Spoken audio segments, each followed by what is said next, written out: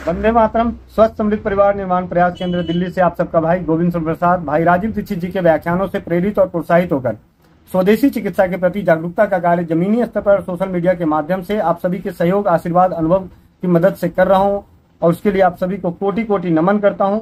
गोविंद भाई की पाठशाला में चमत्कारी तेल नामक पुस्तक, लेखक उमेश पांडे जी इस पुस्तक का स्वाध्याय कर रहे हैं। इस स्वाध्याय से कुछ ज्ञान ग्रहण करेंगे और ज्ञान जो मिलेगा उस ज्ञान पे विश्वास करके अपने जीवन में अपने परिवार को स्वस्थ और समृद्ध बनाए रखने के लिए उपयोग करेंगे और उसका जो अनुभव होगा उसे समाज में अन्य व्यक्तियों के लिए, अन्य परिवारजनों के लिए स्वास्थ्य और समृद्धि बची रहे उसके लिए शेयर करेंगे। तो आज स्वाध्याय करते हैं। स्वाध्याय जायफल के तेल का। जायफल का तेल, जायफल के विभिन्न नाम हैं। हिंदी में जायफल, संस्कृत में जाति फल, मालती फल, बांग्ला में जायफल, मराठी में जायफल, गुजराती में जायफल, कन्नड़ में जायफल, तेलुगु में जाजकिया, तमिल में जेटकोदिया, फारसी में जोमो बूबा, अरबी में जोज अतीवर, अंग्रेजी में नटमय, लैटिन में मायरिस्टिका ऑफिसिनेलस। यह पौधा वनस्पति जगत के मायरिस्टिकेसिस कुल में आता है। देखिए, अगर हमारे पढ़ने में कुछ अशुद्धि हो तो उसके लिए माफी चाहता हूं, लेकिन हमारी जो भावना है वो भावना यह है कि ज्ञान जन जन तक पहुंचे। अगर मेरी भाषा नहीं समझ में आती है तो आप इस पुस्तक को मंगा के भी पढ़ सकते हैं, स्वाध्याय कर सकते हैं। जायफल का पेड़ श्रीलंका, सुमात्रा, माल्या, मलका द्वीप इत्यादि पर बहुतायत में पाए जाते हैं। यह मध्यम श्रेणी का वृक्ष है। इसका कांड सीधा होता है। इस पर थोड़ी थोड़ी दूरी पर शाखाएं निकलती होती है। शाखाओं में भूमि की तरफ लटकी रहती है तथा दिखने में सुंदर दिखाई देती है। इसके पत्तों को मसलने पर सुगंध आती है। पुष्प संख्या में अधिक लगते हैं। छोटे तथा पीले वर्ण के होते हैं। इनका फल गोलाकार, मुर्गी के अंडे के आकार का, चिकना तथा पीत वर्ण का होता है। इसके फल में 3 आवरण होते हैं, जिनमें से बीच का आवरण जावित्री होता है। फल में सबसे नीचे का आवरण कठिन, दारूमय, सुगंधित तथा गोल मुर्गी के अंडे के आकार का दिखाई देता है। यह जितना बड़ा होता है उतना ही श्रेष्ठ होता है। इसी में एक प्रकार का उड़नशील तेल तथा एक प्रकार का स्थिर तेल होता है। उड़नशील तेल आसवन विधि द्वारा प्राप्त किया जाता है, जबकि स्थिर तेल संपीड़न द्वारा निकालते हैं। यह तेल हल्के पीले वर्ण का होता है। इसकी प्रकृति उष्ण तथा वायुनाशक होती है। इसी प्रकार यह उत्तेजक तथा मदकारक भी है। इससे अधिक मात्रा में सेवन करना अहितकर है। इसे 5 से 15 बूंद तक अपने शारीरिक बल के अनुसार लिया जाता है। जायफल तेल के औषधीय प्रयोग। जायफल के तेल का औषधीय महत्व बहुत अधिक है। यह व्यक्ति और आमतौर पर सामान्य तथा बार बार होने वाली समस्याओं से उत्पन्न पीड़ाओं से मुक्त करता है। इसका प्रयोग आसानी से किया जा सकता है। इसे तुरंत लाभ की प्राप्ति होती है। यहाँ पर कुछ अत्यंत महत्वपूर्ण औषधीय प्रयोगों के बारे में बताया जा रहा है जिनका प्रयोग करके लाभ लिया जा सकता है। वायुनाशक के रूप में पेट में अत्यधिक वायु भर जाने पर जायफल के तेल की 2 बूंद जुबान पर रखकर ऊपर से थोड़ा सा गुनगुना जल पी लें। इसके प्रभाव से पेट में भरी हुई वायु निकल जाती है। तेल की 1-2 बूंद की मात्रा नाभि के चारों ओर मलने से भी लाभ होता है।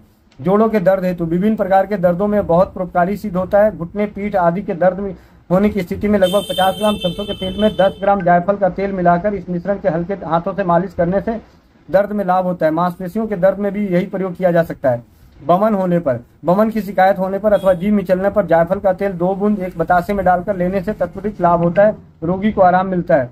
भूख ना लगने पर, जिन व्यक्तियों को भूख खुलकर नहीं लगती, नित्य उन्हें 3-4 दिनों तक 2-4 बूंद जायफल का तेल खांड में मिलाकर लेना चाहिए। ऊपर से शीतल जल ग्रहण करना चाहिए। इस प्रयोग से भूख खुल जाती है। मूत्र कुछ में अथवा घात हो जाने पर 3-4 बूंद जायफल का तेल 1 चम्मच शहद में मिलाकर 2-3 दिनों तक चाटने से उपयुक्त प्रकार की समस्याओं में तुरंत लाभ होता है। सिरोपीड़ा में, सिर दर्द होने की समस्या में आमतौर पर अधिकांश लोगों में पाई जाती है। सिर दर्द की स्थिति में काम करना भी बहुत कठिन हो जाता है। इसलिए सिर दर्द होने पर हथेली पर थोड़ा सा जायफल का तेल लेकर उंगलियों के पोरों की सहायता से प्रभावित स्थान पर मालिश करें। ऐसा करने से सिर की पीड़ा दूर होती है। पाचन में गड़बड़ी होने पर भोजन उपरांत 3 बूंद जायफल का तेल शीतल जल द्वारा ग्रहण करने से पाचन में प्राप्त सुधार होता है। प्रयोग 5-7 दिनों तक ही करें। क्रैम्प होने पर, हस्तपद संकोच अर्थात क्रैम्प की व्याधि होने पर सरसों के तेल एवं जायफल का तेल बराबर मात्रा में मिलाकर उससे हाथों की मालिश करने से प्राप्त लाभ होता है। शीघ्र पतन निवारण। शीघ्र पतन की व्याधि से ग्रसित व्यक्तियों को शयन के 1 घंटे पहले 2 बूंद जायफल का तेल जीभ पर लेकर ऊपर से गर्म मिश्री युक्त दूध पीना चाहिए। ऐसा 3-4 दिनों तक करने से पर्याप्त लाभ दिखाई देता है। जायफल के तेल में चमत्कारी प्रयोग। जैसा कि इस पुस्तक का नाम है चमत्कारी तेल, तो चमत्कारी प्रयोगों को जरूर जानें। तो जायफल का तेल द्वारा अनेक चमत्कारी प्रयोग किए जाते हैं, किंतु मिर्गी रोग में इसके विशेष प्रभावकारी सिद्ध होते हैं। इसलिए यहाँ पर मिर्गी के रोगियों के लिए जायफल के तेल द्वारा किए जाने वाले विशेष एवं चमत्कारी प्रयोग बताए जा रहे हैं। पहला, जिस व्यक्ति को मिर्गी आती हो उसे अपने हाथ पैरों पर नित्य थोड़ा सा जायफल का तेल अवश्य लगाना चाहिए। वह जिस तकिए पर सिर रख के शयन करता है उस पर भी थोड़ा सा जायफल का तेल लगा देना चाहिए। यदि वह चाहे तो एक रुई के फोए में 2-3 बूंद जायफल का तेल लेकर उसे कान में लगाए रखे। ऐसा करने से धीरे धीरे मिर्गी के दौरे पड़ना कम हो जाता है। मिर्गी रोग से ग्रसित व्यक्ति के कमरे में नित्य जायफल के तेल तथा अलसी के तेल के मिश्रण का दीपक जलाने से लाभ होता है। इसके लिए 50 ग्राम अलसी के तेल में 5 ग्राम जायफल का तेल मिलाया जाता है। इस मिश्रण में रुई की एक फूल बत्ती बनाकर डुबो देते हैं और उसे निकालकर पीतल के दीपक पर रखकर जलाते हैं। यह दीपक 7 से 10 मिनट तक जलता रहे तथा इसका इतना जलना ही पर्याप्त है। प्रयोग लगातार कई दिनों तक करना होता है। तीसरा, मिर्गी से ग्रसित रोगी को जिस समय दौरा पड़े उसी समय एक काले कागज पर अग्र अंकित अंत्र बनाकर उस पर जायफल का तेल चुपड़कर जला दें। यह कार्य काफी फुर्ती से करना होता है। इस यंत्र के निर्माण हेतु कोई समय भी नहीं देखा जाता। किसी मंत्र की आवश्यकता भी नहीं पड़ती। इसे उस विशेष समय पर जलाने से रोगी को लाभ होता है। उसे दौरे आना बंद हो जाता है अथवा दौरों के बीच की समय अवधि बढ़ जाती है। यह यंत्र इस प्रकार है।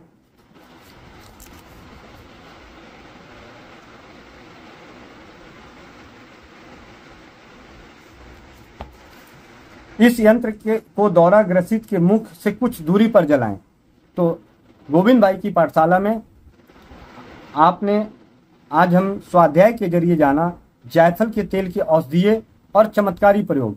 मैं आप सभी से हाथ जोड़कर बारंबार विनम्र निवेदन करता हूं कि जायफल तेल के चमत्कारी प्रयोग को जन जन तक पहुंचाएं, क्योंकि आज मिर्गी रोग से ग्रसित ना जाने कितने भाई बंधु हैं जिन्हें जीवन भर की दवाएं खानी पड़ रही है।